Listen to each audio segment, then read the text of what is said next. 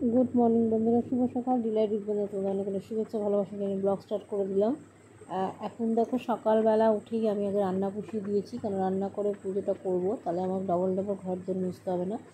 আর এখানে আজকে অনেক কিছু রান্না করেছি। দেখো চিংড়ি মাছের ঝাল করেছি, একদম গামাখা গামাখা চিংড়ি মাছের খালি পেঁয়াজ দিয়ে। আর এই রান্নাটা শিখেছি আমার দিদির কাছ থেকে। দিদির বাড়িতে দিদি বলে দিয়েছিলো যখন হাত ভেঙে গেছিলো যে এইভাবে করবি, না আদা না রসুন কিছু দিতে হবে না, খালি পেঁয়াজ ভেজে রান্না করি, চিংড়ি মাছটা অসাধারণ খেতে লাগে। আর এখানে দিদিবাড়িতে আমি টমেটো দিয়েছিলাম, আর এখানে আমার কাছে টমেটো ছিল না, তাই আমি টমেটো সস দিয়েছিলাম। তাতেও কিন্তু খেতে খুব সুন্দর হয়েছিল, একদমই গামাখা করতে পারে। এখানে ভাত বসিয়ে নিয়েছি, আর এই দেখো চিংড়ি মাছটা ভেজে রেখেছি, এত বড় বড় চিংড়ি মাছ। আর এখানে পটল ভেজেছি, এখানে পাঁপড় ভেজেছি, আর আলু সিদ্ধ দিয়েছি, তোমাদের দেখাচ্ছি চলো। এখানে দেখো, এই দেখো অন্ধকার হয়ে গেছে, আমার প্লাসটা হয়ে গেছে। এখানে মশলাটা দিয়ে কষে নিলাম। বাবা কত অন্ধকার হয়ে গেছে, খেয়াল করে নিতে। তো যাই হোক, এখানে দেখো মশলাটা কষে নিলাম, একটু দিয়ে নিই খালি কাঁচা লঙ্কা, শুকনো লঙ্কা, হলুদ, নুন আর একটুখানি মিষ্টিটা একদমই ব্যালেন্স করার জন্য। যাই হোক, নাহলে কার খেতে হবে। দিয়ে চিংড়ি মাছটা দিয়ে আমি কষিয়ে নেবো। তোমরা কিন্তু এখানে চিংড়ি মাছটা না দিয়ে জল ঢেলে, জলটা ফুটে উঠলে তোমরা এখানে চিংড়ি মাছটা দিতে পারো। তা আমি এখানে চিংড়ি মাছটা একটু মশলার সঙ্গে কষিয়ে নিলাম। এটা অপশনাল, এটা না দিতেও পারো, এটা আমি তোমাদের দেখানোর জন্য একটু করলাম, এই আর কি।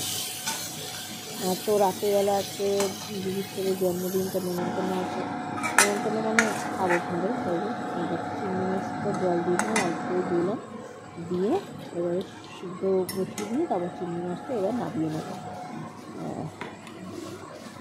তাও আমার মনে হচ্ছে ঝোল বেশি আছে, তাই দমটাকে একটু গুঁড়ো করে দিলাম, দিয়ে একটু ফুটিয়ে নিলাম, নিয়ে এবার চিংড়ি মাছটা ঢেলে নেবো। আর খেতেও যেমন, দেখতেও যেমন সুন্দর হয়েছে, তেমনি খেতেও কিন্তু অপূর্ব হয়েছিল। আর আমার ভাই দেখো একদম বাজারের সবচেয়ে সেরা জিনিসগুলোকে কিন্তু আমার ভাই নিয়ে আসে। ওর জিনিসের মধ্যে কোনো কিছু, হ্যাঁ, ও কিন্তু মনে হয় না বাজারে কোনো দর করে, জানো তো, না সবজির দোকানে দর করে, না মাছের দোকানে দর করে। অন্যান্য পুরুষ মানুষরা মাছ দর করে কেনে, আমার মনে হয় না আমার ভাই কমায় বা কিছু বলে। সেটা যাই হোক, ও ওটা মানে করেই না, আর তার আগাগোড়াই ওটা অভ্যাস। মাছের সেরা মাছের দোকানে যায়, সেরা সবজির দোকানে যায়, সেরা জিনিস কিনে নিয়ে চলে আসে। আর এইখানে দেখো ডাল বসিয়ে দিয়েছি, লাউ দিয়ে ডাল। আর এখানে লাউ হচ্ছে লাউ আর আলু দিয়ে বড়ি দিয়ে এখানে একটা লাউয়ের তরকারি হয়।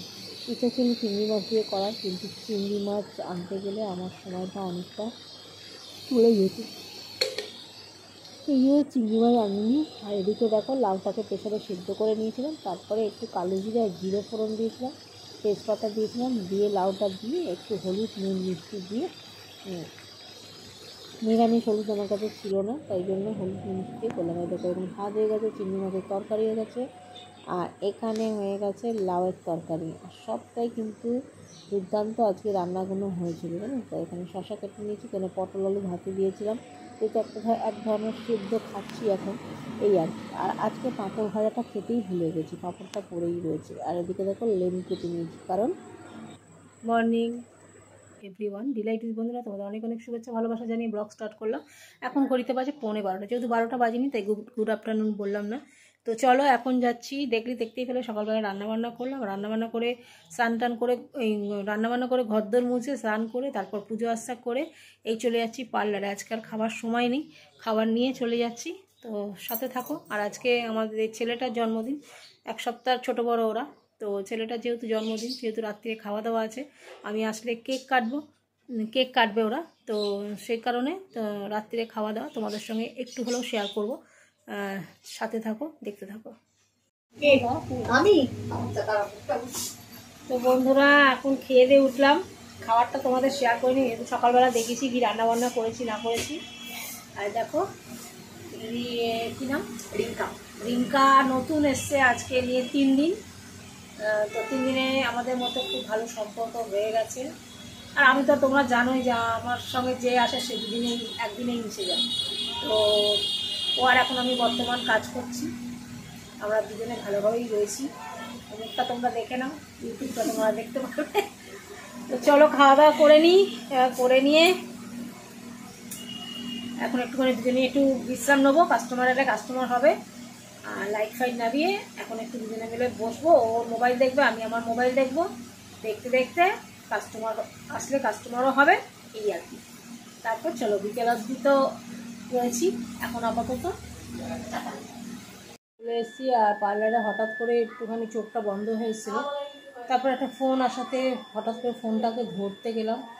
আর তার আগে একটা কাস্টমার এসেছিলো, তার আইব্রোটা সেই যখন ডাকলো নাম ধরে, মানে আমারই কাস্টমার, পার্লারে গেছে, আমার বাড়িতে এসেছিলো, পাইনি আমার। রবিবার দিন যেহেতু রেস্টুরেন্টে খেতে গেছিলাম, তো সে পার্লারে গিয়ে এমন দেখেছে, আর একটুখানি চোখটা বন্ধ করেছিলাম, এমন দেখেছে সেই যে মাথা যন্ত্রণা ধরলো, আর মাথা যন্ত্রণা কমেনি। বাড়িতে এসে কালকে যেহেতু গলা ফলা জ্বলছিল, হাঁচি হচ্ছে আর কাশি হচ্ছিল রাত্রে, সে কারণে আজকে রাত্রে যাতে না হয় সেজন্য একটা প্যারাসিটামল খেয়ে নিলাম, মাথাটা যন্ত্রণা করছে। ভালো, চলো তোমাদের দেখাই ব্রেকফাস্টে আমি যেটা খাবো, মানে কাল থেকে শুরু করব। একটা আয়ুর্বেদিক ডক্টর এটা করে খেতে বললো, তো সেটা সে অনেক পরিমাণে দিয়েছিল জিনিসটা, আমি অল্প পরিমাণে দিয়েছি। ব্রেকফাস্টের জন্য রেডি করে রাখ, চলো ব্যাক ক্যামেরায় দেখাই কী করেছি। কাল সকালে আপেলটা খাবো, তো চতুর্দিকে আপেলের গায়ে লবঙ্গ রেখে দিয়েছি, আটকে দিয়েছি। উনি তো ভর্তি করে লবঙ্গ দিয়েছিল, কিন্তু আমি অত লবঙ্গ দিলাম না, আমি জাস্ট এই যে দেখতে পাচ্ছ এই লবঙ্গগুলো গেঁথেছি। কালকে ব্রেকফাস্টে এইটাই শুরুতে খালি পেটে খেতে বলেছে, রেখে দিলাম। আর দিয়ে এটা ঢাকা দিয়ে দেবো, যাতে কাল সকালে আর ধোবো না এটা, ঠিক আছে। আর এই কলা দুটো ফ্রিজে ঢুকিয়ে দিই। আর এর উপকারিতা কি তোমাদেরকে আমি বলছি, যতটুকু আমি জানি, যতটুকু জেনেছি ততটুকুই তোমাদেরকে বলছি, ঠিক আছে। এর উপকারিতা কি আছে, তো চলো। এর উপকারিতা হচ্ছে যে যারা এরকম ধরনের ব্রেকফাস্টে এখন ফল খেতে বলছে, আমরা দীর্ঘদিন ধরে জানতাম যে ভরা পেটে ফল, খালি পেটে জল, এটা দিদিমা বলো মারা সবসময় বলতো। তখনকার খালি পেটে ফল খেলেই বলতো গ্যাস হয়ে যেত, কিন্তু এখন সম্পূর্ণটা উল্টে গেছে, এখন সব উল্টো নিয়ম হয়ে গেছে। জানি না এই নিয়মটাই ঠিক কিনা, কি আগের নিয়মটাই ঠিক কিনা, কিন্তু আমার পূর্বপুরুষরা এরা এই কথাই বলতো যে ভরা পেটে ফল, খালি পেটে জল, ঠিক আছে। তো এখন যেটা হয়েছে সেটা হচ্ছে যে এই জিনিসটা দেখলাম আয়ুর্বেদিকে জিনিসটা করছে, এর যে বেনিফিটটা হবে সেটা হচ্ছে যে যাদের ঘন ঘন সর্দি কাশি লাগে, যাদের শ্বাসকষ্ট হয়, মানে যাদের অ্যাজমা আছে, হাঁপানি আছে, তারা যদি এইটা রেগুলার এইরকমভাবে যদি আমলকি গেঁথে, দেখো আমলকিটা কিন্তু নষ্ট হবে না, আমলকিগুলো তুমি রেখে দিতে পারবে, পরের দিন আবার এই আমলকিগুলো গাঁথতে পারবে, ঠিক আছে। তো এইরকম গেঁথে যদি সারা ওভারনাইট রেখে দাও, রেখে যদি তুমি খাও, তাহলে বলছে শ্বাসকষ্ট যারা ইনহেলার নেয়, ঠিক আছে, ইনহেলার যারা নেয় তাদের যে শ্বাসকষ্টটা হয় সেই শ্বাসকষ্টটা থেকে মুক্ত হতে পারবে, এবং সেটা 4 বছর মানে ধরে তোমার এই জিনিসটা রিটার্ন আসবে না, সর্দি কাশি যে অ্যাজমার কষ্ট সেইগুলো হবে না। তো আমার তো অ্যাজমা না ঠিক, আমার তো এখন দুর্বলতার জন্য শ্বাসকষ্ট হচ্ছে, কি কিডনির কোনো প্রবলেম এলো, এটাও আমি ইউটিউব ঘেটেছি, কিডনিতে প্রবলেম এলেও নাকি শ্বাসকষ্ট সূত্রপাত দেখা দেয়। তো সেই জন্য সিঁড়ি দিয়ে ওঠানামা করলে তো শ্বাসকষ্টটা হতোই, কিন্তু ইদানিং মারাত্মক হচ্ছে, মানে একটু হাঁটাচলা করলেই শ্বাসকষ্ট হচ্ছে।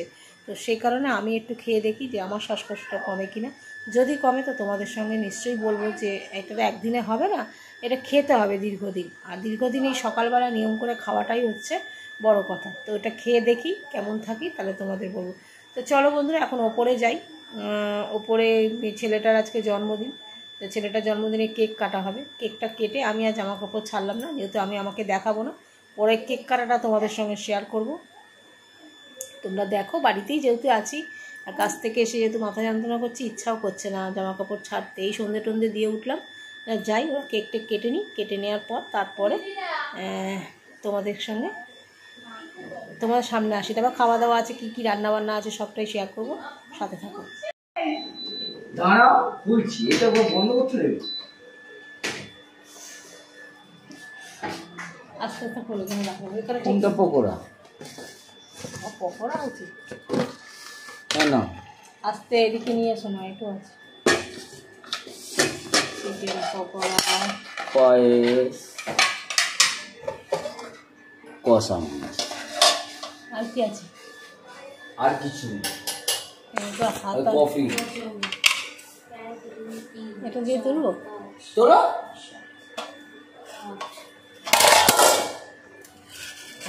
বন্ধ করে দেবে, তার হাত করে